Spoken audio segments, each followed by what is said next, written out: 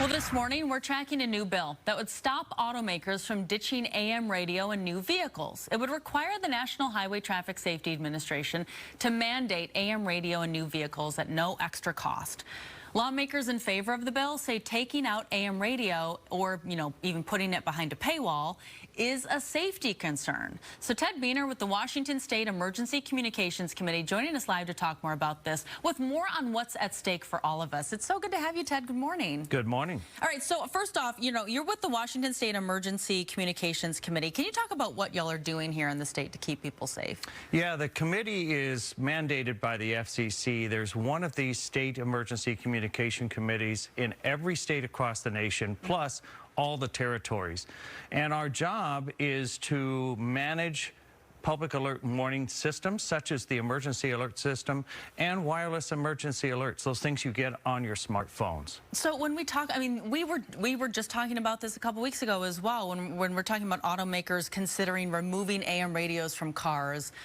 How does a step like that, if that were going to happen, how does that change the way people receive emergency communications? Well, many of us drive in our cars, and this is a way to get emergency information not only from the president, but from many other sources. So, for instance, all the folks that are involved on the committee include anybody who originates emergency messages, so at the federal level, such as FEMA, at the state level, Washington State Patrol and Washington State Emergency Management, and all the county emergency management organizations, as well as municipal and tribal organizations. They're involved in that, as well as anybody who disseminates those warning messages. So all the broadcasters, television, radio, wireless industry, cable systems, and all the engineers that are involved with that. We're all volunteers working to help have our public alert warning system work as efficiently and effectively as possible. So efficiently and effectively, automakers like BMW and Volkswagen have said that, in these electric cars, there's something that's going on with the AM radio. It's interfering with the AM sound.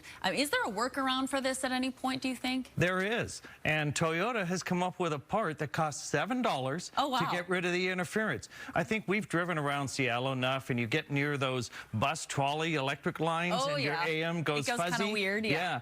That helps resolve that issue, and all the electric vehicles have that same kind of interference with AM radio itself. So a very inexpensive part put into all of these vehicles will resolve the problem.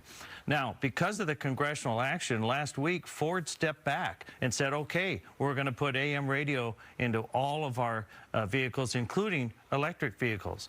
But there's still are a number of other automakers, such as Audi and BMW and Porsche, Volkswagen, and Tesla, that have still not come on board yet, and hence the congressional action. Okay, so we could see that change if that congressional action actually happens. It's a bipartisan supported event, which is kind of rare in Washington, D.C. right now. You got that right, absolutely. Absolutely, and it's all about public safety. That's really what it boils down to. And I'm looking here, we're talking about, you have this weather alert radio here, and I'm very familiar with the weather alert radio. I moved here from Oklahoma City over 10 years ago, so we use these a lot. But talk about how this could be another layer of protection for people. Well, first of all, these are all hazards. So it's not just weather, but there are 17 non-weather related hazardous events. I'm going to go back to that train derailment that occurred in Ohio a couple months ago as one of those kind of circumstances where this can play a key role 24 hours, 7 days a week.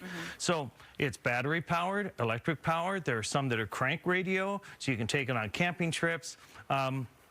And even for the hearing impaired, it's got a little attachment here for a strobe light or pillow shakers, so that when a warning event comes in, they can be alerted, first of all, because they can't hear it, and second, it will have on the LED screen here what that event is: tornado, tsunami, hazardous material spill, whatever the case may be.